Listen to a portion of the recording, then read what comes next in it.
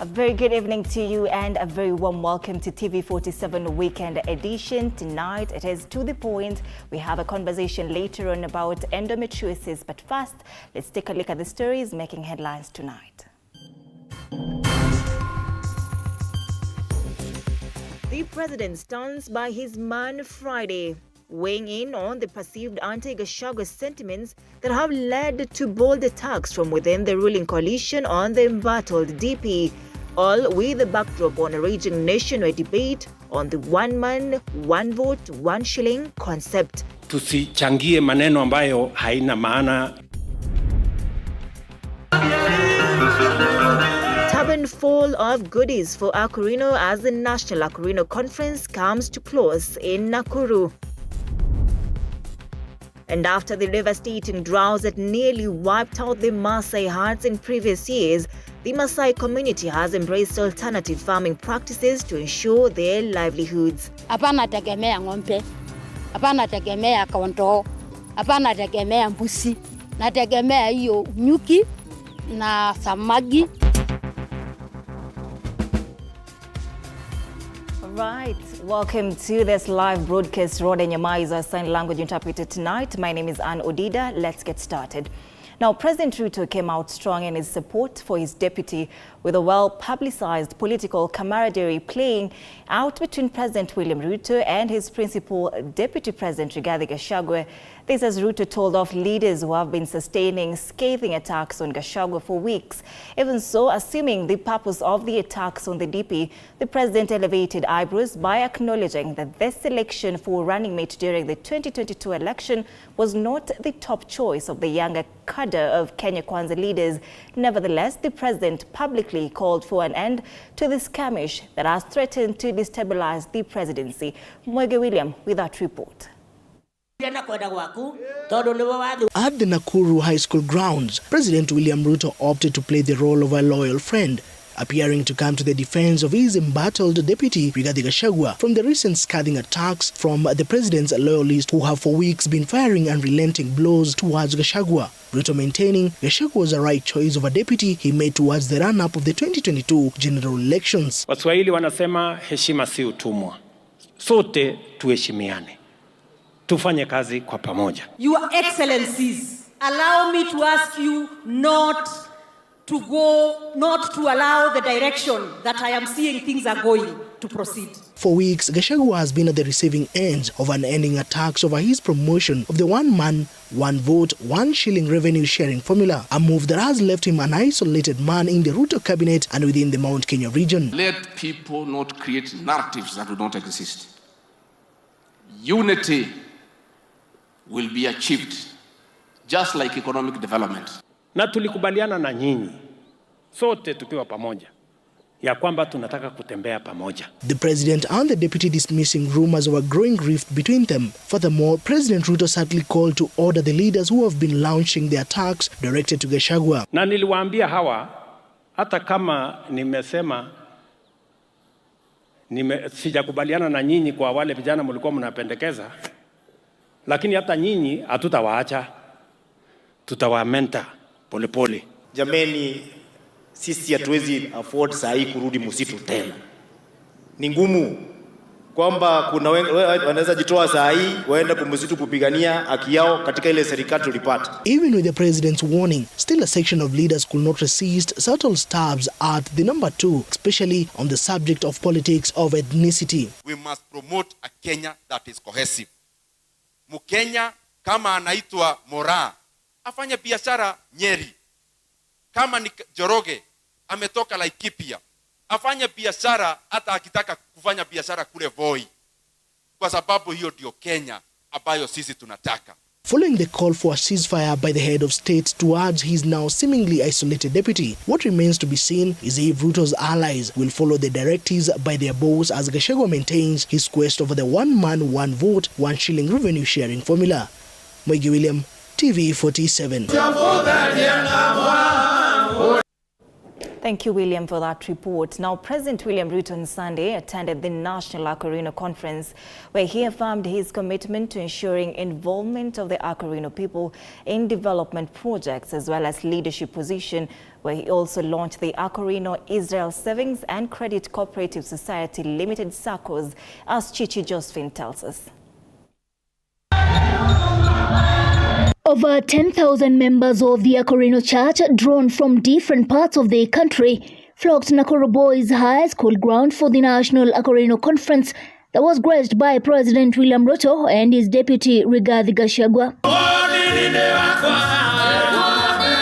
While officially launching the Acarino Israel Savings and Credit Cooperative Society SACCO, the president revealed that his government has set aside 6 acres of land in Nairobi for the construction of a theology school for the Acarino people. Tulinunua ekari 6 kule Nairobi ndio tuweze kujenga chuo hicho pale Kasarani. At the same time, the president committed 50 million shillings to support the construction of the school. Mimi nilisema nitawaanzishia na milioni 50 ya kujenga hiyo chuo. Alafu hapo mbele tutajua inahitaji mambo gani. On the plea of availability of job opportunities for the Acarino people, 20 qualified Acarino teachers will be employed by the Teachers Service Commission. I wish to thank you because in your workspace, you have really accommodated the Acarino fraternity. We have come to you with requests and you have always listened to us and granted us the requests that we have made. Sasa nyinyi mwende mjipange. Walimu wa Acarino wa secondary school 20, walimu wa secondary school wa Acarino wa primary school 20, nitaambia TSC waajiri ndio waweze kuwa na wanasimama mbele ya darasa na kilemba na kusomesha watoto wa Kenya. With the affirmation of inclusivity, the Acarino fraternity now say they have great hopes for better lives as they called on their members to join this circle for empowerment. Naita wa Acarino wote naomba ya kwamba wote tuungane katika circle kwa sababu tunajua kwamba umoja ni nguvu na utengano ni udhaifu. Tutaleta mambo yetu, tutasaidiana, tutainuana. Chichi Josephine, TV47. Now, the ongoing debate on national resources sharing has taken a new twist after President Ruto's allies in Ukambani called for the inclusion of geographical area in the matrix. The appointment in Kitui County and Kitui East Member of Parliament Nimrod Mbai want the conversation on one man, one vote, one shilling, ignited by Deputy President Rigathi Gachagua, changed to one man, one shilling, 1 kilometer. Wanji Sustain has filed the following report concerning the debate in the country. One man, one vote, 1 shilling, 1 kilometer. It is the current talk among politicians in the country. Deputy President Rigathi Gachagua's proposal mode of sharing national resources has continued to elicit mixed reactions. Ukambani leaders led by Kitui East Member of Parliament Nimrod Mbai now wants the conversation on Gachagua's proposal changed, stating that if implemented, it will negatively affect underdeveloped regions in the country. Sisi mambo yetu kwa sababu tumekaa sparsely populated na tuko na inji kubwa na northeastern kuko hivyo na coast ukienda kuko hivyo. Hiyo ni njia inaweza tawanya wananchi, tupige hesabu ya kilometers za inchi. Hiyo ikifanyika katika mgao wa pesa ambazo zinakuja county yetu ya Makueni itapoteza 658 million. Itakuwa ni minus. Kaunti ya Machakos itakuwa ni minus 1.2 billion. Kaunti ya Kitui itakuwa ni minus 770 million. In Bungoma County, MPs led by Kimelili Member of Parliament Didmas Barasa have scoffed at the Deputy President Rigathi Gachagua for opposing the government's effort to revive the economy. I want to ask you, my boss, our Deputy President, is that how you want to pay William Samoei Ruto? That you have begun to speak the language of the opposition. Sisi hapa tunaendelea kuumia. Na yeye wakati hiyo alikuwa anasema shares. Sasa nguruwe kwa mkuki anaanza kusikia uchungu ile wa mboga alikuwa anasikia. On his part, the chairman of the Parliamentary Committee on Budget, Ndindi Nyoro, has defended the government's move to impose new taxes on this year's budget estimates, explaining that they aim to improve the lives of Kenyans. Ile pesa ya juu zaidi tumeweka kwenye Wakenya wako. Labor intensive industries, but also social investments. Ya kwanza, over 650 billion shillings tumeweka katika elimu ya watoto wa Kenya. Mheshimiwa Ndindi Nyoro, umeleta budget nzuri ambayo ni very impressive ya kubadilisha nchi hii. Lakini najua ndugu yetu Kuria Kimani anakungoja kule nyuma. Yeye pia anakuja na finance bill. Anakuja kutukata ushuru. Nyinyi wananchi mnaosema tena tuongeze ushuru nchi hii. But mambo mengine lazima pia tuweke ushuru. Si ndio? Sababu mimi juzi niliokoka. So pombe nikaachana nayo. So hata kiongeza ushuru kwa pombe mimi sina shida. The Member of Parliament for Bumula constituency Wamboko Wanami has maintained the position that he is one of the MPs who will oppose it, saying that it does not mean that they are targeting President William Ruto, but it is for the sake of mwananchi. Mimi sijamchukia Ruto, lakini natetea wananchi, nasema Mheshimiwa Rais, kaa chini uongee na wananchi kwa sababu hii finance bill inawaumiza. Na tunasema kama tunataka kweli kuleta rasilimali kwa watu wetu na kuguza uchumi, lazima viongozi waangalie hiyo. TV47. Now, as wrangles take center stage in the ruling UDA party, occasioning the postponement of grassroots elections in several parts of the country, party leader President William Ruto has directed his deputy Rigathi Gachagua to lead talks aimed at solving simmering differences. And as Mike Kagwongo reports, leaders in the camp of UDA Nairobi chairmanship position, James Gakuya, claim the postponement of county elections initially planned for Monday is akin to rigging results against their candidate. The United Democratic Alliance Party UDA National Elections Board, led by Anthony Mwaura, on Saturday postponed UDA county elections in Nairobi, initially scheduled for Monday, over a directive by the Office of the Registrar of Political Parties. The move has been opposed by MP James Gakuya's supporters, who claim it will work to the disadvantage of his Nairobi County UDA chairmanship contest. Na wako na uoga wa hii uchaguzi kwa sababu hawana delegates. Tukiwa na 248 delegates, wao wako na 92 delegates. Wana uoga na tunaona kama ndio wana sponsor hii maneno ya koti, ndio uchaguzi iweze kucheleweshwa, ndio waweze kuona kama watatafuta delegates. The Embakasi North MP is battling Nairobi Governor Johnson Sakaja for the prestigious position. Gakuya, who met some 200 UDA delegates last week, says his only plea is that elections be conducted in a free and fair manner. Before the elections were postponed, members of the National Elections Board held a meeting with candidates in a bid to iron out any real or perceived differences. During an impromptu meeting on Saturday night, President William Ruto is said to have tasked his deputy Rigathi Gachagua with ensuring the UDA ship is steady. Gachagua is said to support Gakuya, although the legislator denies getting support from the second in command. Your Excellency, in your administration, I am on record as a great peacemaker and a man who looks for unity. His camp reportedly wants elections to be conducted manually, while Sakaja's side suggests the elections be conducted electronically. Mike Kagwongo, TV47, Nairobi. Thank you, Mike, for that report. And now to our mega feature story tonight. After the devastating drought that nearly wiped out the Masai herds in previous years, now the Masai community has embraced alternative farming practices to ensure their livelihoods. And as Lennox Sengre reports, a significant portion of this community is now engaging in beekeeping and fish farming, which are considered more cost-effective and also contributes to environmental conservation. Take a look. 2023 bore witness to a struggle for survival.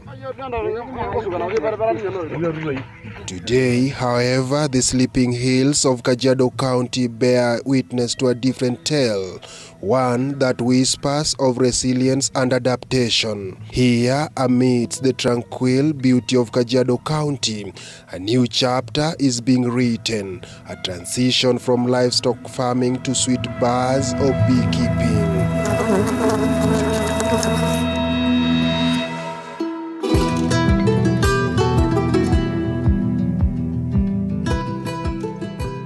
Meet the Nadupoi women Olotokoishi group, pioneers of change in Nyorongoro village. For them, beekeeping is not just a livelihood, it is a shield against climate change relentless assault. Hii mradi ni mzuri sana. Naendelea tu. Hata hiyo nyuki nasaidia mama sana. Hata mama anaseeka na kuja na wana hiyo mali yake na kuja na wana. Hii mama ni mingi sana. Anaseeka kabisa. Mimi hapana hiyo shosho. Irene, once withered by time, now stands as a testament to a rejuvenating power of beekeeping, and she's not alone. Hao mama pia wamekuwa advance kwa sababu wamejenga apiary, wako na beehives, already nyuki ziko ndani, na wamekuwa wakiundergo trainings ya kutolesha hizo asali na kumanage nyuki zingie kwa mizinga, na wameanza kupata asali kidogo, kwa sababu tunajua asali ni kitu mzuri. Kuna wale maybe nyuki siku hizi zinakuja hata kwa maboma za watu, zinaingia kwa manyumba, lakini tukajua tukipata beehives tutaanza kufanya, na tuki harvest hiyo asali itawasaidia, kwa sababu hatutasimamia sasa tu kwa kufuga ng'ombe peke yake. Hata sisi tumeinuka, wamama wa Kimasai wamejua sasa kufuga nyuki. Ninajua nyuki kulinda ni mzuri, sio kama ng'ombe. Sababu hii nyuki wanatafuta mtu ya kushunga. Atafutia tu nyumba naweka hapo. Kazi yake sisi naona ni rahisi. The Nadupoi group may have dwindled in size, but their spirit remains unbroken. Led by Nkamalo Ntalalai, they have turned to climate-smart farming to defy the odds. Mmoja wetu akatushauri, akatuambia muweke beehives. Tukapata donuts wa Masai flower, wakatuletea beehives ya 20, tukaanzia hapo. Sasa hii tuko na 175. Sasa Masai anaendelea na natengeneza kila kitu. Hapana tegemea ng'ombe, hapana tegemea kondoo, hapana tegemea mbuzi, nategemea hiyo nyuki na samaki. Tulikuwa tunaogopa nyuki, lakini saa hii hiyo ndio kazi. Nyuki haihami na iuliwi na kiangazi, pia samaki haiuliwi na kiangazi na ihami. Bora tu ungangane uweke samaki na uweke nyuki. Mimi naambia Wamasai wenzangu tungangane tufuge kenye ambaye inahitajika kwa wakati wa saa hii. But beekeeping is not just a women's affair. Nkamalo's son stands a proof that innovation knows no bounds. Though beekeeping is not bad as people think, it's now that's where we are coming to the livestock diversification that we're actually now doing since due to the climatical changes. Livestock are no longer doing better like they used to. So I think beekeeping is the best because there's nothing like migration in beekeeping. The only thing that's there in beekeeping is only that management is only needed. It's not like livestock. The only thing they need is only water. From Kajiado Central to Kajiado West, into untamed beauty of Ewaso Kedong, the beekeeping revolution sweeps across the land. At Ewaso Kedong, we visited Kisai Meiteme's apiary at night, when the bees have become docile. At the heart of Ewaso Kedong, this the picturesque of transition from cattle farming to beekeeping. Kisai, who was once a livestock farmer, now tends to a different flock. For him, beekeeping is not just a job, it is a calling to conserve the environment.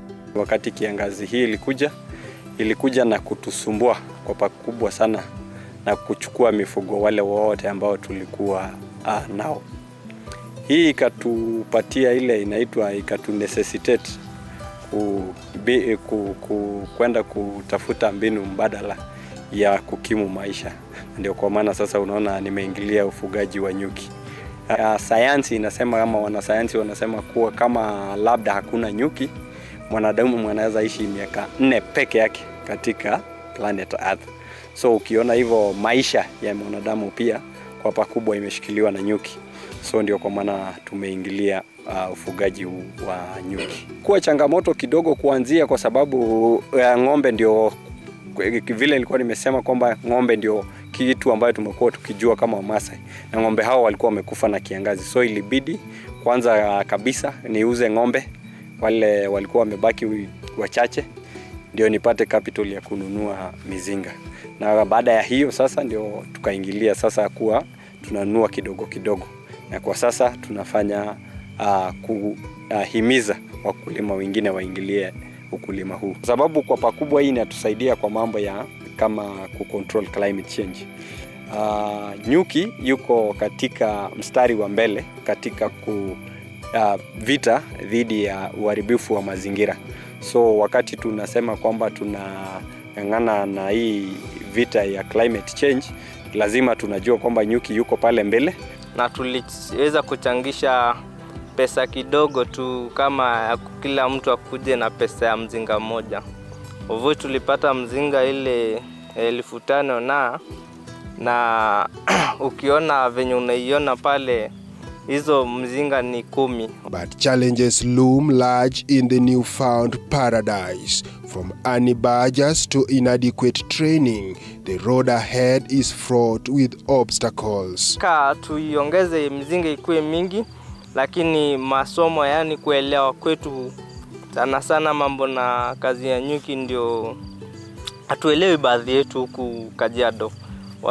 Sawa na youth sasa hawaelewi kabisa. Wenyewe wanajua nyuki iko, lakini hawaelewi maana yake ya nyuki ni nini. The best challenge that we have now is having all this beehive getting bees at once. Ile challenge iko kubwa ni challenge ya kitu kama honey badger. Hiyo na hiyo ni vizuri sana leo mumeingia, na leo ndio imekuwa actually kitu ambaye imekuwa imeattack leo hata wale nyuki ambao wamekuwa kwa hiyo hive baada hawajahama pale mahali wako. Tunawa encourage partners watushikilie, because tuko na challenges. Our mama, they need a lot of trainings about the beekeeping. Wanahitaji hizi gear za kuingia kwa apiary, na pia the market. Ways in which a beekeeper can use to keep away this honey badger, or to prevent accessibility of the honey badger to the hives. One among them is to raise your beehive to a level where this honey badger cannot be able to access them, because it doesn't jump, it normally climbs. Okay, you can use metallic poles, because it will not be able to grasp that pole to climb up. But the most efficient way of keeping them away is to keep your hives in a metallic cage. Amidst the buzz of beekeeping, the Ma community finds solace in the gentle waves of this fish pond. Here lies good catch for a brighter tomorrow. Pia samaki, tunajua ya kwamba wamama wetu ama wa Masai hawakuli samaki, lakini hawa mama wetu wamefuga samaki na wameanza kujifunza pia kukula hiyo samaki, na hata kama kuna wala wakuli wanatumia kama source of income. Na hatuna soko ya samaki. Ukienda Kitengela, depot pia iko Kitengela, tulienda kutafuta, wakasema hawataki samaki ya kufugwa, wanataka ile samaki kutoka lake. In the heart of Kajiado County, amidst the trials and triumphs, a new chapter unfolds, one where resilience, innovation and unity reign supreme to those who value their environment. Many a times we are used to the Masai community practicing livestock farming, but this is a fish pond where this community practicing fish farming to mitigate the ravages of climate change. Lennox Sengre, TV47 in Kajiado County.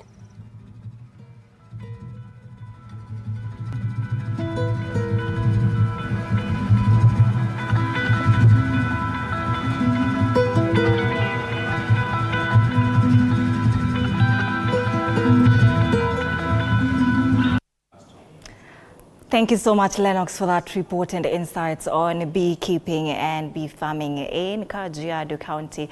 I guess we will all be tapping into that farming. Now, let's move on. Concerned citizens are pushing for more fund allocations towards the health sector in the 2024-2025 financial budget to reduce the challenges experienced in this sector. Now, Kenyans are asking the government to prioritize the health sector, stating that millions are unable to access proper medical care at local health centers.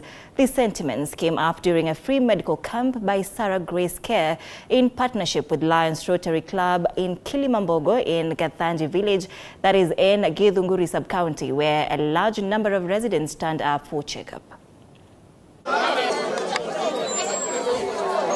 Kulingana na venye watu wamejitokeza, yenyewe imedhihirika wazi kuna shida katika hospitali zetu za umma na katika health in general. Watu wamekuwa na magonjwa mengi na tukienda kule hospitalini hawatushiriki vile inavyotakikana. Proposed that we get about 500, but we got so many people today. And this is an indicator that people are looking for cheaper health attention or facilities. We need to have more of these camps across the country, because as you can see, there is need for these services to go to the grassroots. As you can see, the turnout is massive. So we need these services to be taken to the people all over the country. The villagers or the public need to be educated. What is this transition from NHF to the new arrangement? So after doing the education, is the new arrangement coming to work for our people? And I believe now, the national government, through the Ministry of Health, has advised the public that the National Health Insurance Fund, NHIF, is still active and in use as the government works on the modalities to roll out the Social Health Insurance Fund, SHIF. Speaking in Mburi, Kirinyaga is Sub-County Permanent Secretary for Health, that is Mary Mudhoni, has called for patience among Kenyans as the government fine-tunes the new health plan that is expected to improve the health sector in the country. She further stated that despite the delay in the rollout of the new health insurance scheme, there is no vacuum in the sector as the NHIF cover is still valid. Tell you, you are in safe hands. We may delay or we may have delayed. Lakini ile maneno tumeintroduce kwa our NHIF, it is going to help our people and it is going to help you. Na kwa sababu tumeona mashida mingi sana, watu wameteseka kwa hii card ya NHIF. That is why the president has assented to 4 laws. Sini kusaidia yule mtu wa chini. Tuna kitu ingine inaitwa means assessment. Means assessment itaweza kuambia serikali wewe unaweza kulipa ama huwezi ukalipa. 30,000 wewe unalipishwa 300. Sababu labda hauna kazi ama labda uwezo yako imefika hapo 300. Na niki sasa tunataka kufikia mpaka yule mtu hana kazi. Ukienda hospitali lazima utibiwe. Sababu hatutaki mtu yoyote arudishwe nyumbani sababu hana pesa.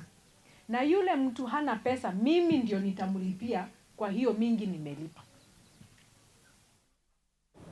Now, Eastern Region Commissioner Paul Rotich has called upon the disciplined forces to focus on building strong families even as they continue to serve the public.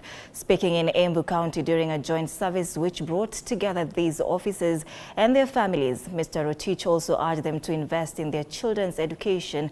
This service was attended by officers from the Kenya Wildlife Service, Kenya Police Service, Administration Police Service, Directorate of Criminal Investigations, Kenya Prison Service, and the Kenya Forest Service.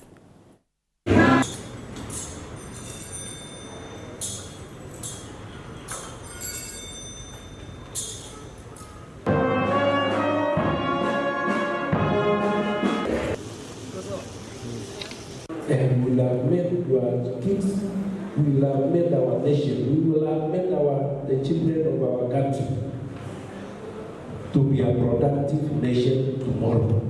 Strongly advise